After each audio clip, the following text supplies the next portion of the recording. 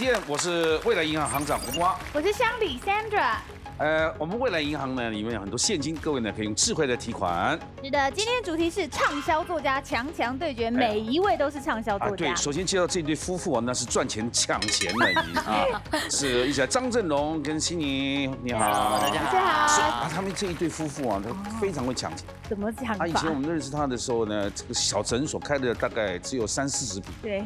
就是我的屁股跟肠胃都他捅的，现在已经换到300多平的。恭喜，越开越大哦！不，这样赚钱还不满足，还出书啊？当然要出书啊！请问这个书要写什么？我们这本书叫《10万个不一样》，就是它是一本健康饮食的书，就是由我去挑选一些对肝胆胃肠好的保健食材哦。然后悉尼的话，因为很会做菜嘛，就由他用我挑的食材来做成一道菜。哎呦，所以这本书里就是有食材的介绍，还有很多健康的食谱。对，是可以瘦身的。目前是有朋友已经超级有效了，跟我们分享一下。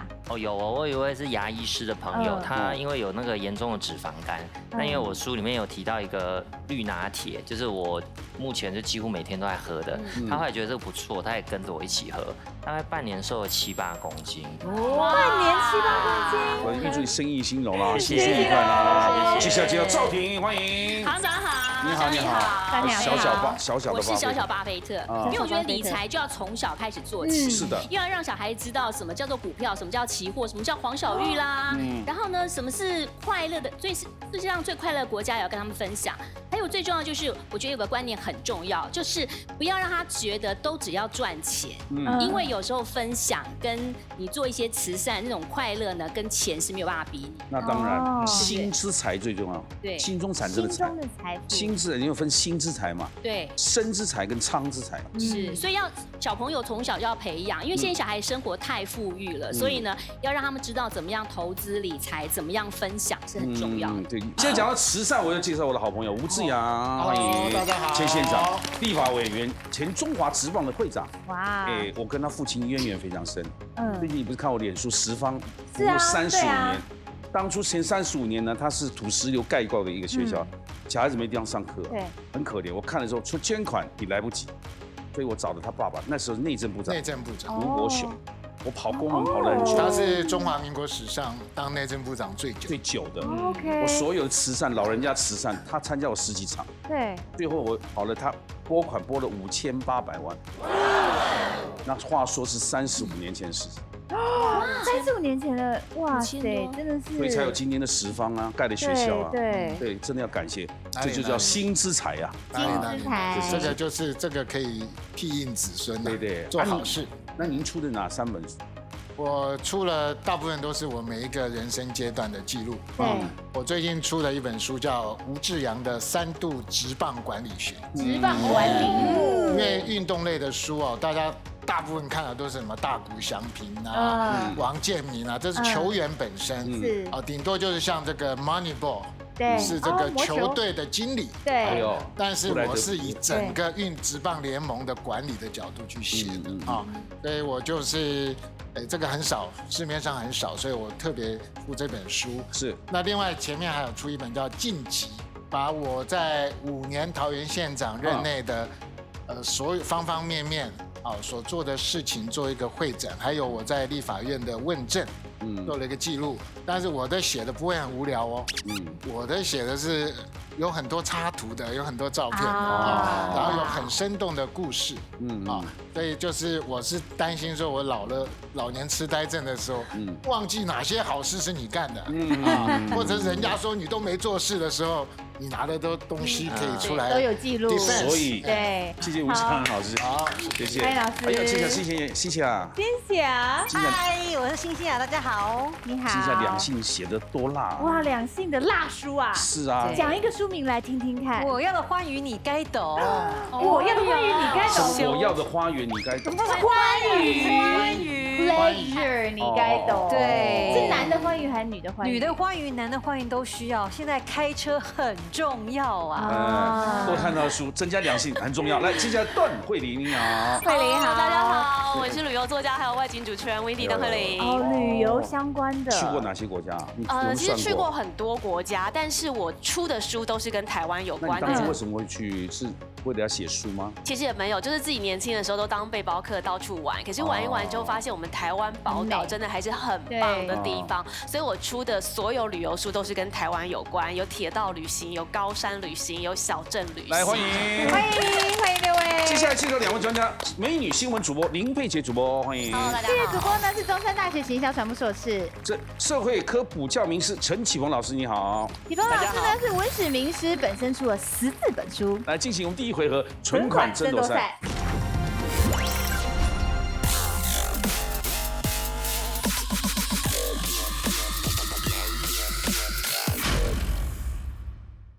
存款争夺赛，Sandra。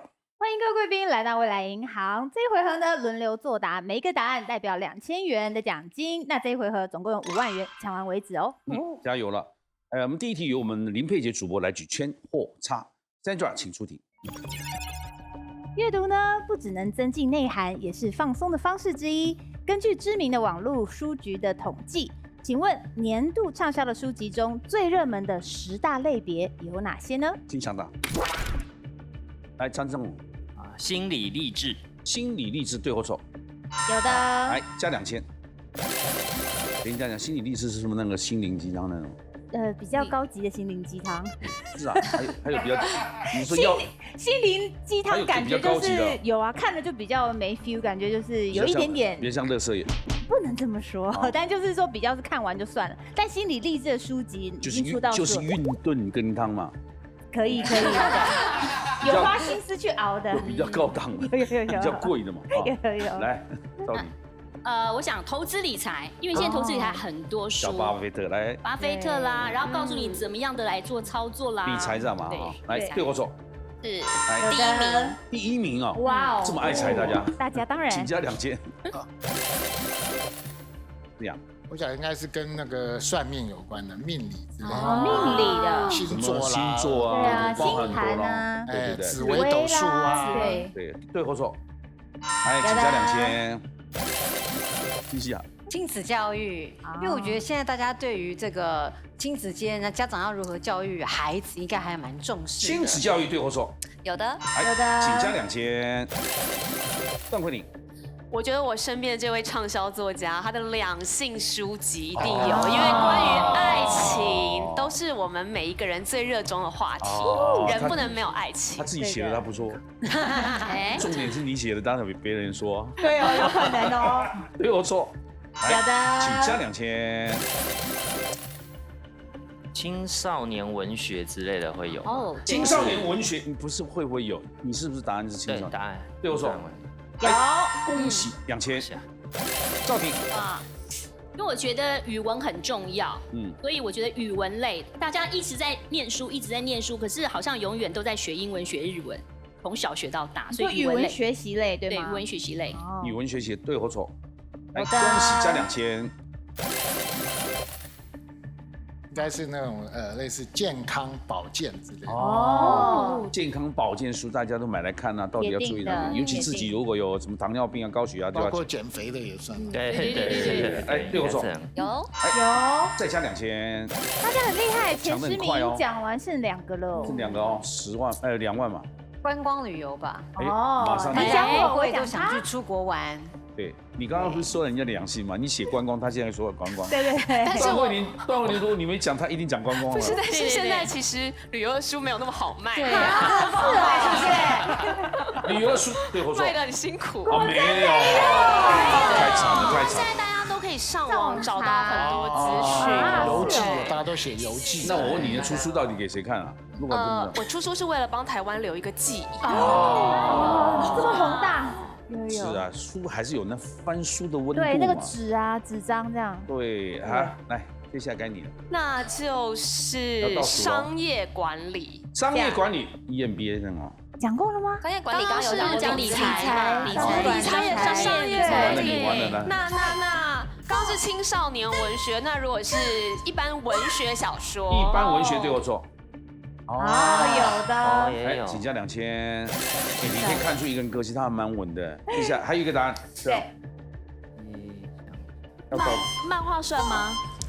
漫画对或错？哎呦！哇，你们回答题目不要问算吗？算了就算了哦。算了就算了。来，请加2000。总共10个有2万，通通领光了哈。是的。好，接下来这一题呢，是由我们陈启鹏老师来回答对或错了。是。现在就来请出题。古代的中国有许多有趣的神怪故事，请问有哪些中国文学作品属于神怪小说？金强的。段慧玲。《聊斋志异》对或错？答对了。有的。请加2000。郑荣。好，你讲。《西游记》好了，《西游记》对或错？答对了。有的。请增加2000。那后面答案就很多啦。《山海经》。我记得是古代时候最早的《山海经》，就记录一些神鬼啊、鬼怪啊这些东西。《山海经》答对了，来增加2000。这样，很简单啊，他刚镜花缘，哪个镜花？镜花缘，一个镜子。哦，镜子，镜花缘对或错？答对了。来，请增加2000。等一下，这个镜花缘要不要解释一下？镜花缘其实就是类似《格列佛游记》。有一群人坐的船，一下看到这个各种奇怪的国家，女人国啦，什么没有下半身的啦，什么的，没有下，想看了是不是？没有下，你是有毛病啊！没有下半身，我看什么东西啊？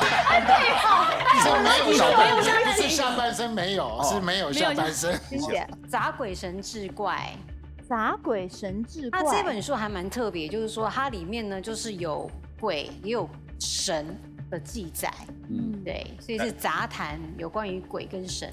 答对了，这是一本6朝志怪小说啊，虽然比较冷门，但是确实也在讲神怪之类的内容。段慧玲。有《西游记》，大家知道是往西方的故事，就一定有《东游记》嘛，我们八仙的故事。有八仙过海，哎呀，八仙就叫八仙过海。东游记，哎，是东游记啊。东游记对或错？答对了，来增加2000。好想确认一下，什么意思？野拐李啊，何仙姑啊，吕洞宾啊。是我迷失了什么吗？哎，这种《封神榜》。封神榜，江子牙，封神演义，姜子牙，哎，封神榜对或错？答对了，好的，增加2000。哇，首先破万喽！南游记、北游记，因为我南游记好了。答对。也有。你不要乱举牌，你解释一下给我听一下。那其实呢，这个就是北游记、南游记啊，它讲的是玄天上帝的故事啊。那它是明代的志怪小说，那就是因为北游记非常的受欢迎，所以后来又出了南游记。那于是后来民间就把它跟东游记，还有一本当时也是类似的西游记，不是我们吴承恩那一本西游记，那把它合称叫做四游记。所以北游记不能说哦，什么东北东游记啊，东南东也没有。来增加2000，先增加2000。有一个算不算《白蛇传》算不算？白蛇传对或错？对，答对了。对，有这么多，增加2000，这个讲完了。来，吃下。搜神记对或错？答对了。对，你增加2000。可是他没有抵触到6朝怪。对，其实6朝志怪小说很多，那这一本《搜神记》是甘宝所作。那甘宝为什么会做这本书，还蛮特别的，就是因为啊，他的父亲有一妻一妾，那但是他的生母就是妻子呢，非常的嫉妒这个妾，所以在甘宝的爸爸过世的时候，这个甘宝的妈妈就趁人不备的时候，把这个妾推进去一起活埋。就活埋10年后，他的母亲也过世了。当他要开棺合葬的时候，发现那个妾还有体温，那赶紧把她救出来。所以居然就活了，还活了好几年哦。所以这就让甘宝觉得很惊讶，说原来世间有这么多离异的事情，才会把类似的事情收集起来，写了这本《搜神记》。刚刚有讲到格列佛游记嘛，其实我们在中华文化里面有一个格列佛，就是郑和，郑和下西洋。它虽然在史实上面是确有其事，但是也有被写成比较奇幻一点的故事。我记得叫做《三宝太监西洋记》。答对了，请加2000。你去新加坡那个乐园，它就有一艘船是郑和下西洋，它的剖面图你可以看到它载了很多香料米啊，中间还放了一头长颈鹿，它带回来放在那边啊。对，然后这一只长颈鹿后来被运回来之后，被视为是神兽。对。因为它四不像，所以就是麒麟。麒麟嘛，所以我们自古来麒麟就是因为从那边来的，但是没有看过麒麟这个。对，张正荣。有一个叫做《南柯一梦》，对不对？对，南柯一梦其实应该是出自一本书，叫《南柯太守传》。答对了，你加2000。我在想电影的画皮呀，就是变脸那个啊。画皮也是《聊斋志异》里面的故事。到底《聊斋》里面可不可以讲？因为《聊斋》已经都包含进去了。对，所以你已经停格了。来，请打叉。其实还有很多你们没说到的呢。来，那个济公传有。济公传对或错？答对了，有，请加2000。那是我们那个小时候有拍过呢，很多那种济公传，真的看过，对不对？冤魂志，他这本书当中讲的是，真的是冤魂去受到了他的不公的对待，然后呢，他死后去找仇人寻仇的，专门在讲这一个。对或错？答对了，有的。请加2000，这个老师可以补充一下。太厉害，可以。那这个是隋朝的颜之推所做的哈。那里头比较特别，跟刚才我们讲的这些神怪小说不一样的是，它记的是特别多鬼魂报仇之事，所以里头很多的鬼怪的那个相关的因果报应的事情，那所以它也就被称为是冤魂志。段慧玲，刚讲到八仙不能拜吕洞宾，我记得吕洞宾好像有一本他自己的专书，也是讲他就是四处游历成仙得道的，叫《飞剑记》，是不是？答对了，恭喜，增加2000，厉害啊！我先考你一个，吕洞宾追谁没有追到？何仙姑？不是。蓝彩臣？哦，蓝彩是男的。不是，他好像是追他追观世音娘娘嘛。哦。追观世音娘娘，吕洞宾追的是观世音娘娘。哇，居然有这一段哦！你们慢慢查，因为你们不懂的实在太多了。观世音娘娘，谢谢，学习了，行长。你们可以慢慢查哈。对，因为我们还年轻。来，不过我要纠正一下瓜哥的说法。请说。纠正行长快。没有啦，其实我们一般都认为说那个吕洞宾是那个追求何仙姑，那其实何仙姑是他收的女徒弟，那只是他们在一起之后，大家觉得郎才女貌，然后就以为说他们应该会有一段情。那其实没有，那至于说情侣去吕洞宾庙拜会被拆开哦，这也是民间传说啦。因为其实吕洞宾是神仙，那既然是神仙，他当然会乐见其成。那不过有一种说法说，他会斩你的烂桃花，所以你之所以会去吕洞宾庙会分手，就是因为这是烂桃花，对嘛？所以还是正神嘛。对，没错了，那就是要测试嘛，对不对？对啊，要去测试。夫妻不能试的吧？夫妻的话就应该会没有事，除非你们是怨偶。没有事，每年离婚那么多，还叫没有事？那已经归零了哈，各位，恭喜你们！来，我们奖金再宣布一下。目前健康力组12000，赵倩老师8000，吴老师10000 ，Cynthia 8000，对，慧玲12000。接下来进行下一回合，赢者全拿。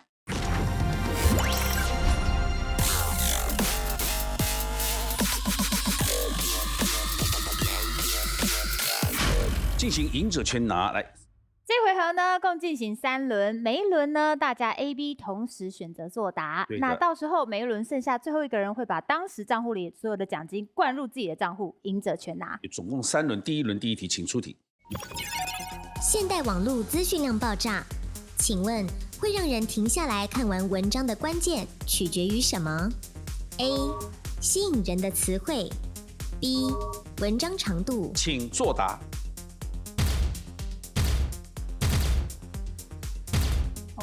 只有一个人不一样，金喜啊，你讲。因为我就会觉得说，现在大家短影音这么的流行，其实有的时候你在滑就觉得哇好多字我就不想看了。那你资讯量爆炸，你就是爆炸的话字数很多，你就会不想要停留，所以我就直接选。不这样。我觉得不只是这个词汇，而且这词汇还要放在那个标题。吸引人的词汇。像我们以前看新闻就看标题，标题有兴趣你才会看下去。赵婷。因为呢，现在很多人都说啊，看新闻就有点类似骗点阅率，因为就是看到那个标题就点下去，发现里头漏漏等里头都没有那个内容，屁关系都没有。正确答案是 A， 吸引人的词汇哦。我们现在动不动在那边玩手机嘛，那说真的，有时候你看到这么一大篇，你不会想看。可事实上，如果里面有吸引你的词汇，就是有点让你觉得有兴趣，你就还是会点进去，不管它的文章长不长。所以我们不会以长度来决定你对这个文章有没有兴趣，对不对？那西西啊，请到你们坐。哎呦，增加4000块奖金，有4位答对嘛？是。接下来进入第2题，请出题。3寸不烂之舌是形容能言善道的人，请问这句话和哪一位历史人物有关 ？A. 毛遂 B. 诸葛亮。请作答。好，都选毛遂。在段慧玲。我记得毛遂他就是自荐嘛，就是在春秋战国时代吧，我忘记是什么时代，但是他就是想要把自己的才能，告诉君主，让君主可以把他纳入自己的麾下来做，这个有点像军师之类的，所以就毛遂自荐。那你要毛遂自荐，你一定就要很会讲话，要有3寸不烂之舌。正确答案是 A， 毛遂。战国时期呢，赵王打算跟楚国结盟，于是他就向平原居说有没有好用的人啊，有才华的人啊。其中毛遂就自荐啦，他自己推荐自己说我愿意效劳。我就搞共哎，找我，选我。然后他到了楚国之后，果真这么会讲话，成功说服楚王结盟。那平原君就称赞啦，哇，毛遂光他一个舌头呢，就比100万大军还要好，还要强大。那我们知道舌头差不多是3寸，所以我们以后会用3寸不烂之舌形容口才很好的人。1人代表1000。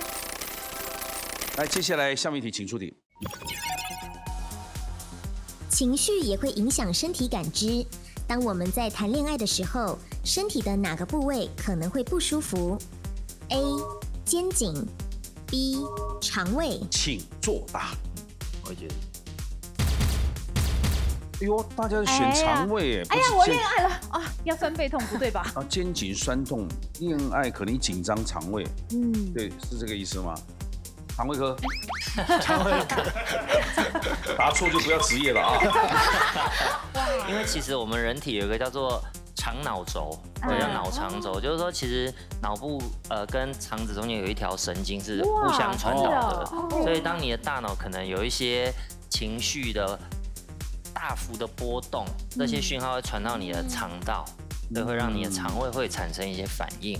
所以我们说肠脑轴是这样来的。这个应该心下解释，因为我觉得啊，我们看那种爱情小说，都不是说男女在一起就一股热浪。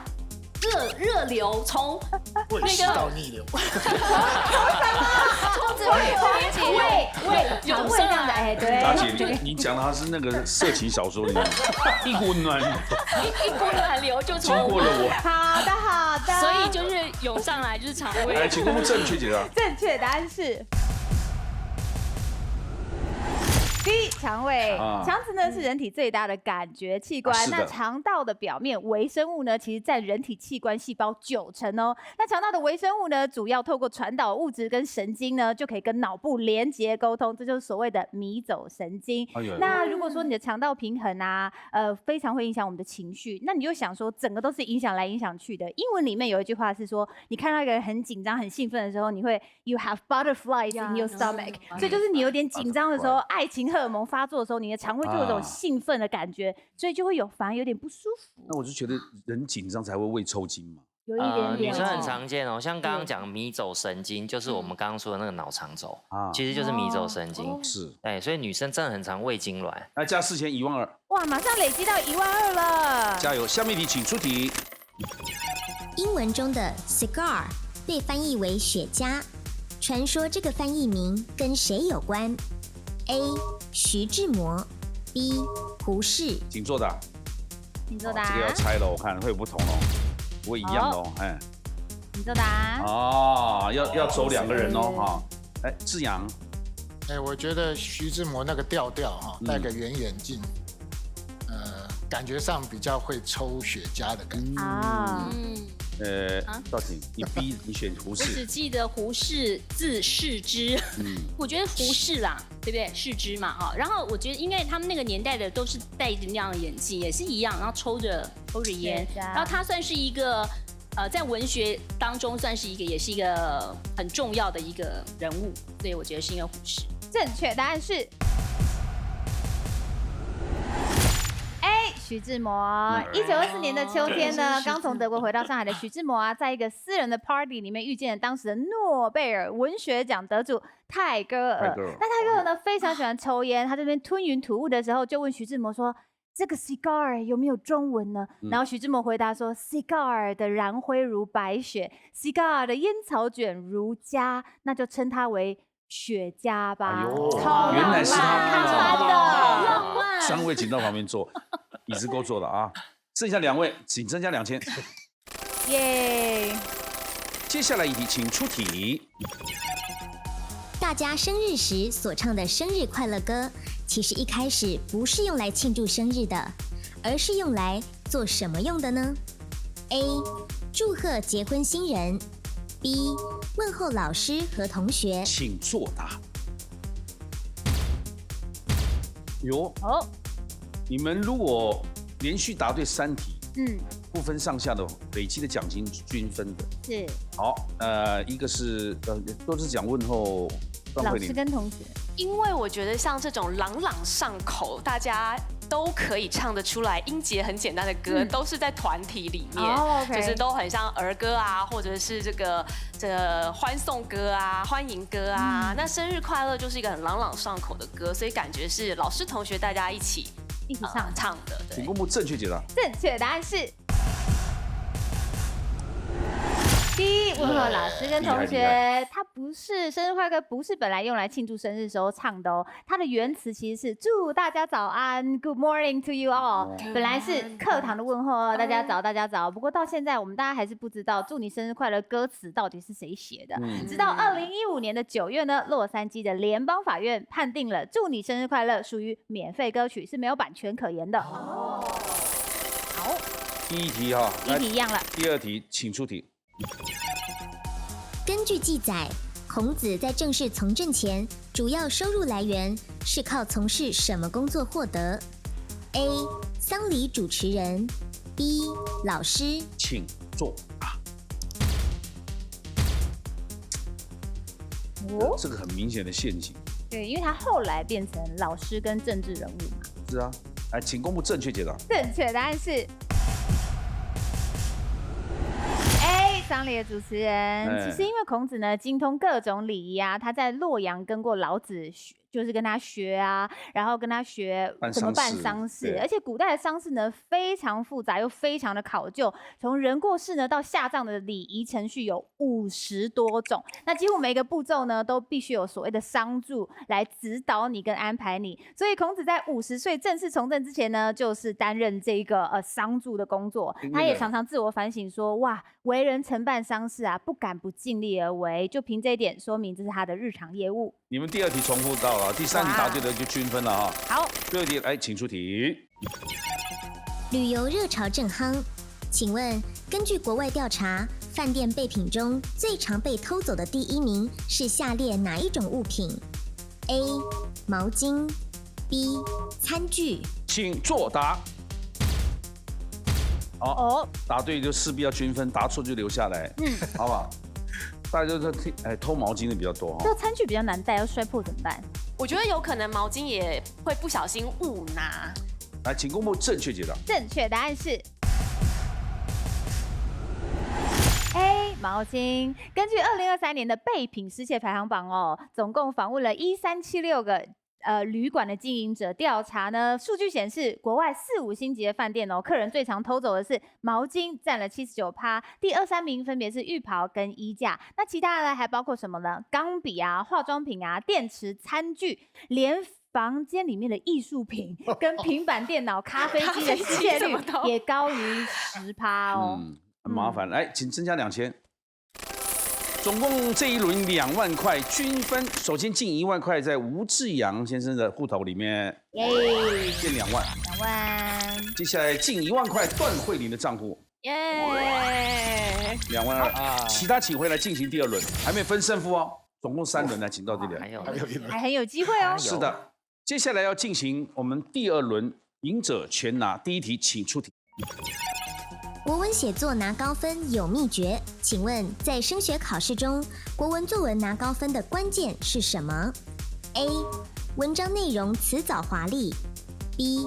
文章前后立场一致。请作答。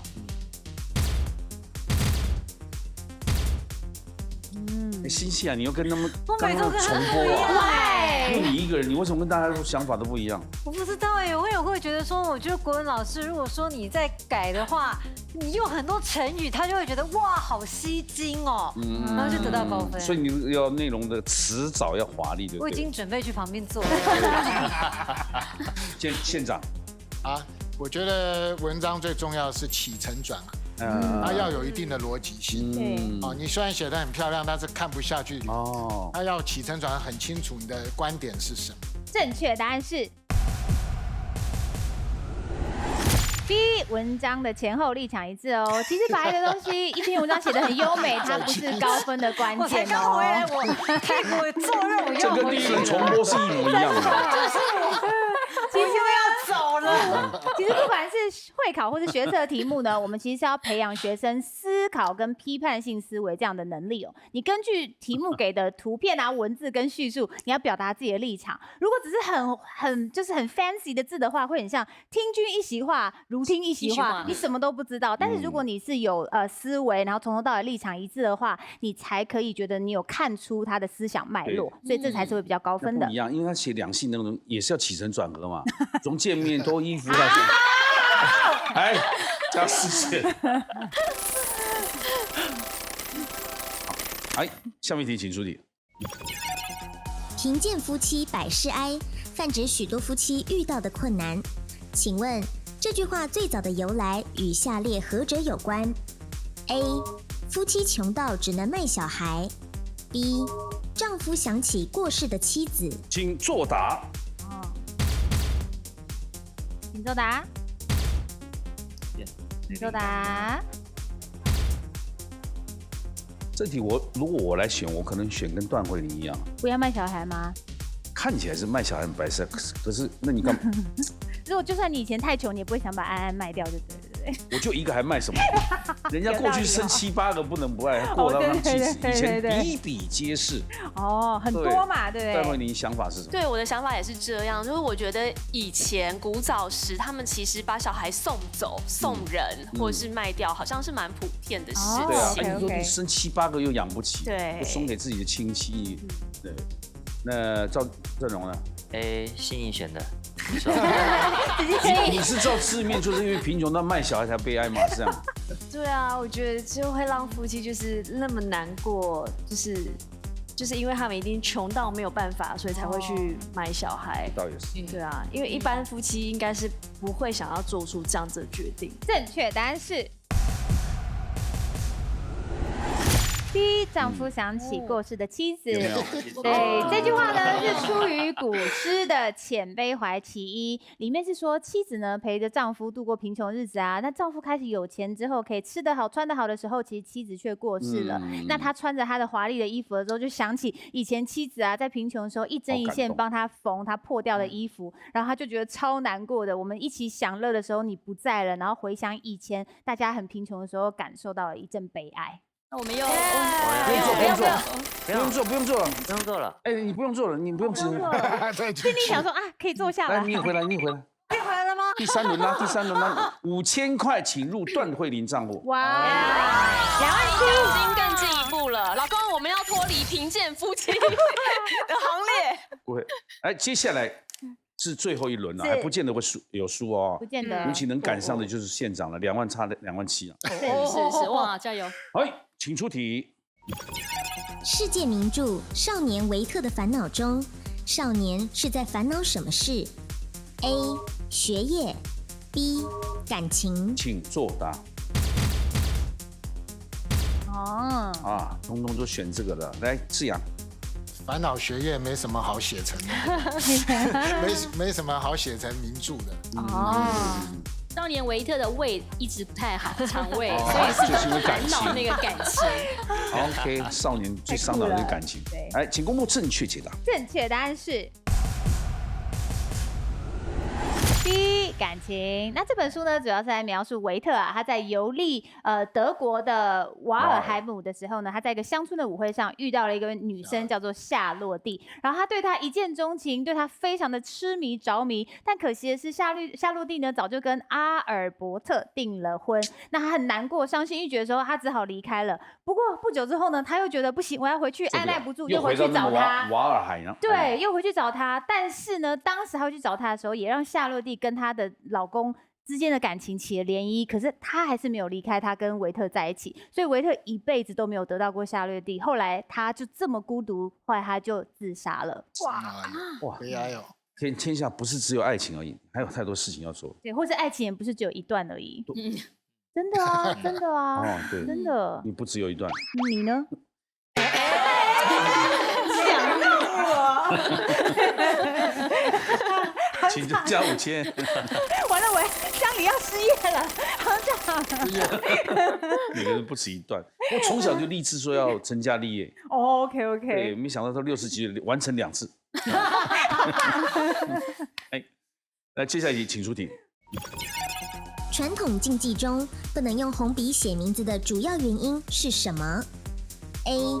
帝王批文用红色 B. 官府判死刑专用色。请作答。这个西西又跟人家不一样。请作答。耶，这是2个有不一样的咯。县长。早期啊，任何竞技最大的竞技就是跟帝王犯冲。比如说名字也要改，要回避他的姓，回避他的名，所以他用什么你就不能用，他穿黄的你也不能穿黄的。那段慧玲，因为我记得看那个宫廷剧的时候，太监在旁边磨墨都是抹黑的啊，所以皇帝写字感觉也是有写黑字，批公文的时候看这个。奏折的时候也都是写黑色的，但是呢，九品芝麻官里面它就是斩的时候就会写红的，红色。电影长知识了。但是雍正王朝，我记得那个雍正就是用那个红笔在圈错人家写的错字，这样是啊。正确答案是。B 官府判死刑专用色，因为我们讲的是主要的禁忌。为什么你会觉得不舒服呢？是因为古代呢，皇帝能用红笔批文件之外，红笔一般其实是用来被衙门记录犯罪、罪犯。那民间呢有阎王爷呢，他用红笔勾画生死簿，所以你被红笔勾掉了，代表你被判了死刑。所以我们非常忌讳用红笔写信啊，更忌讳用红笔写到自己的名字或是写任何东西。是，2位请坐。好。少廷来陪陪我们县长来。哎呀，可惜了，可惜，这个继续加油，来，请加3000。8000，来，接下一题，请出题。听到别人吃东西的声音，好烦躁，想生气。请问这种人通常具有什么特质 ？A. 比较有纪律 ，B. 比较有创意。请作答。好。请作答。说不定赢者全拿。来，请说。张医师他突然间说这一题答案，你想你自己。他觉得我很常觉得你吃东西有声音，我很常觉得别人吃东西很吵。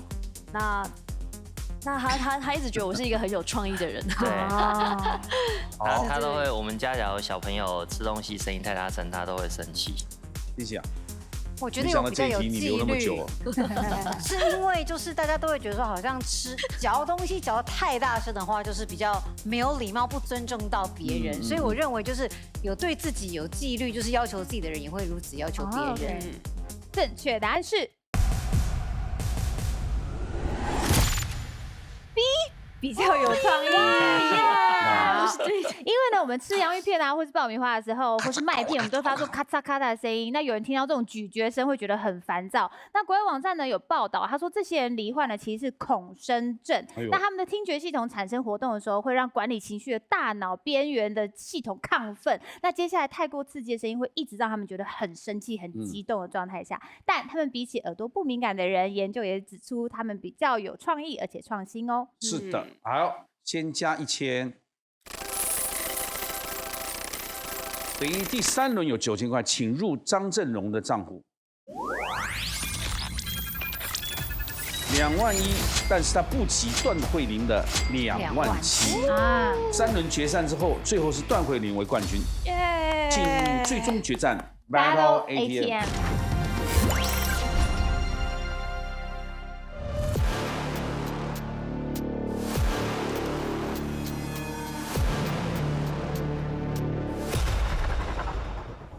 欢迎来到我们未来银行金库，来恭喜你有27000块，这是插卡，来请插入未来银行。谢谢行长。金库请开门。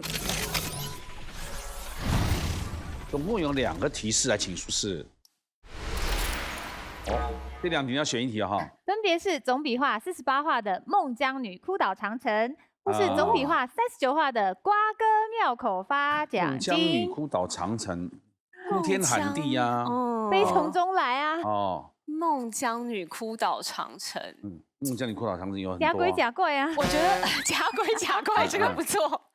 瓜哥庙口发奖金。那个简单呐，就是积善人家。下面问。主委怎么下面问？不是吗？下面有这么简单的字吗？不是那个想39画也不是吗？挥霍度日啊，挥霍度日，这跟那个挥没关系，是这个奖金是送给观众的，所以不能叫挥霍。乐善好施，对不对？对，财大气粗，财大气粗也不错，蛮适合的。那我就选瓜哥庙口发奖金。来，请锁定瓜哥庙口发奖金。他选的题目39号。OK， 接下来看没有选的孟姜女哭倒长城，成语4个字，请看。声嘶力竭，好像有点简单嘞，好可是他笔画很多，有可能会算错啦。你的题目是什么呢？请看。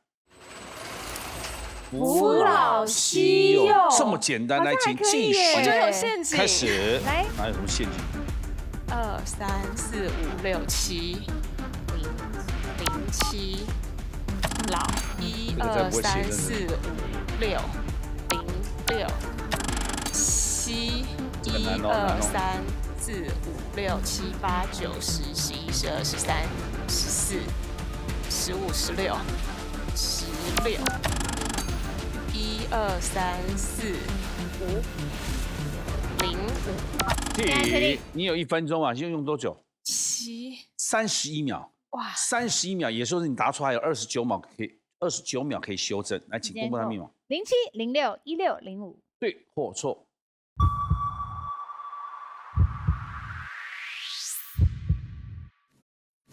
好，计时还有29秒，计时开始。7是一定写错，但忘记了，太久没写字了。3、4、5、6、7、8、9、10、11、12、13、14、15、16、17、17吗？停。啊，又改了西啦。越写越觉得越不对。密码07、06、17、05。来，07、06、17、05，对或错？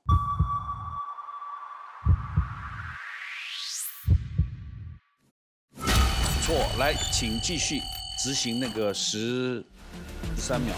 2、3、4、5、6、7、8、9、10、11、12、13、14、15、16、17、18、19、20、20、10。哎，停，还有5秒，还有5秒。哎，改的这个西越来越像了，对不对？对。密码07、06、20、05。对或错？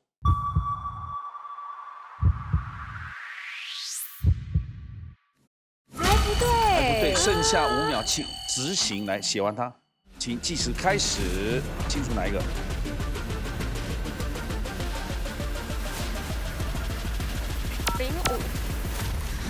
有变吗？刚刚是多少？有，他刚刚写06，我算了一个写笔画。来，07、05、20、05。对或错？不对。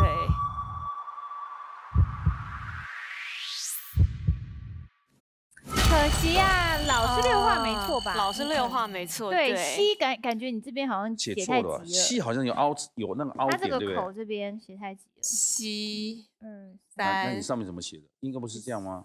上面有个山，有个山吧？对，有山。什么东西啊？是这样，这也太 Q 了吧！来，看正确解答。